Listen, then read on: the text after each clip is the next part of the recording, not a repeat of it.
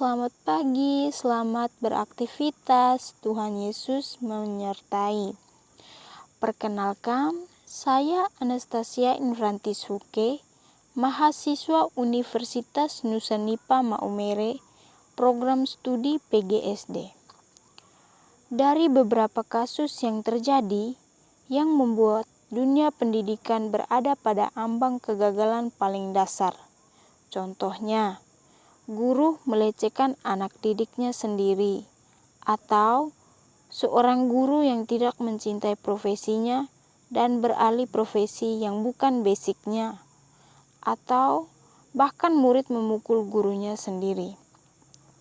Dari kasus-kasus inilah saya mengangkat kisah dari sosok yang memberi banyak teladan dan juga menginspirasi saya. Dan mungkin juga bisa menginspirasi teman-teman yang menonton video ini. Sosok yang menginspirasi saya ini adalah sosok yang belum dikenal oleh banyak orang.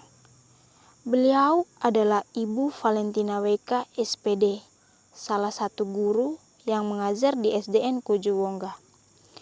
Sekolah yang berada di sebuah daerah terpencil, tepatnya di Desa Lidi, Kecamatan Palue, Kabupaten Sika, Provinsi NTT.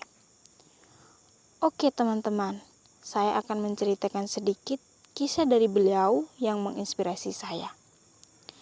Seperti yang kita ketahui bahwa pada tahun 2013 terjadi bencana letusnya gunung api Rokatenda yang mengakibatkan rusaknya hasil panen, rumah-rumah warga, dan juga gedung sekolah, salah satunya SDN Kujuwongga.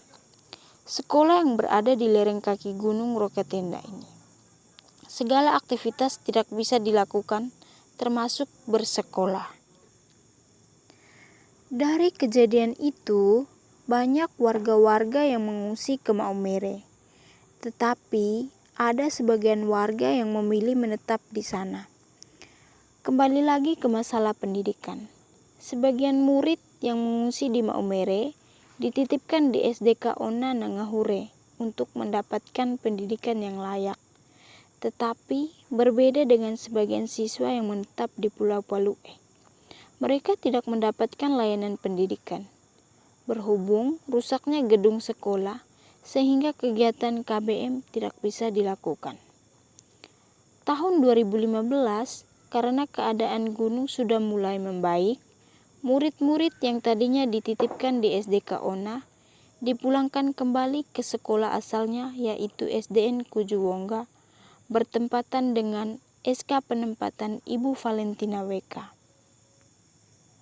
Mengingat hal ini, orang tua murid serta masyarakat sekitar berinisiatif untuk membangun 2 ruangan darurat dan memakai beberapa rumah warga untuk dijadikan tempat KBM. Berhubung gedung sekolah lama yang belum direnovasi dan tidak bisa dipakai. Keadaan seperti inilah yang benar-benar menantang Ibu Valentina WK. Kesabaran beliau benar-benar diuji. Ada berbagai kendala yang dialami beliau.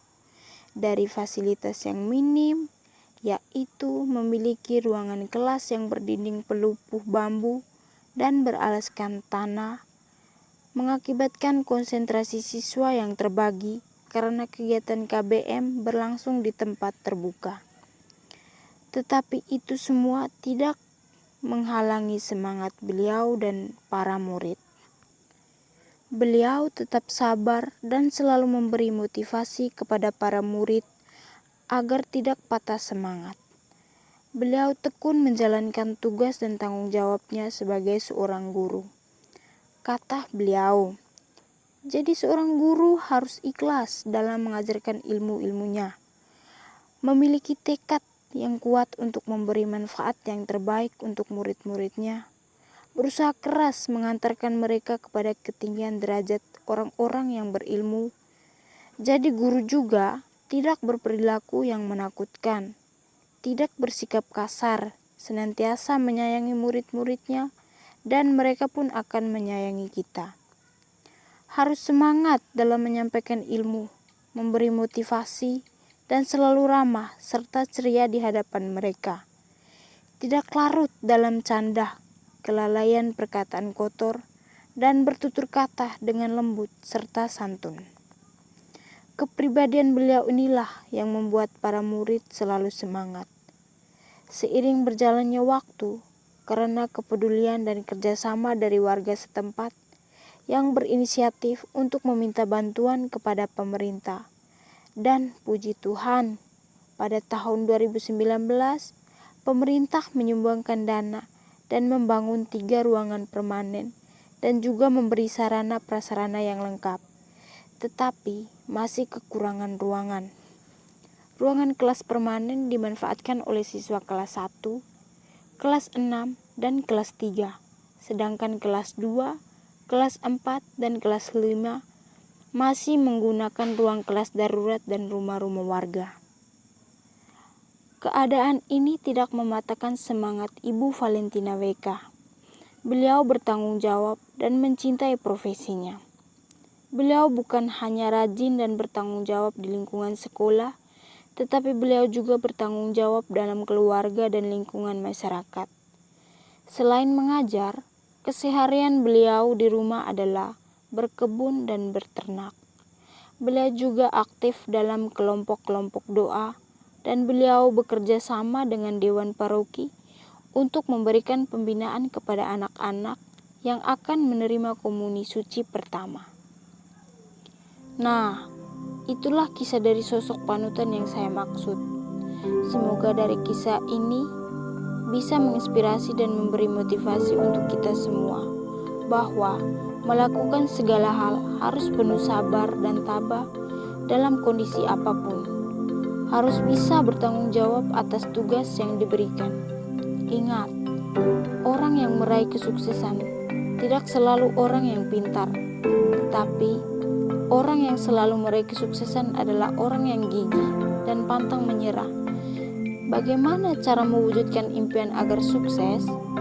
Kunci suksesnya adalah komitmen atau bertanggung jawab dengan apa yang kita jalani, kerja keras, semangat, dan selalu libatkan Tuhan. Karena usaha tanpa doa itu sombong, dan doa tanpa usaha itu omong kosong.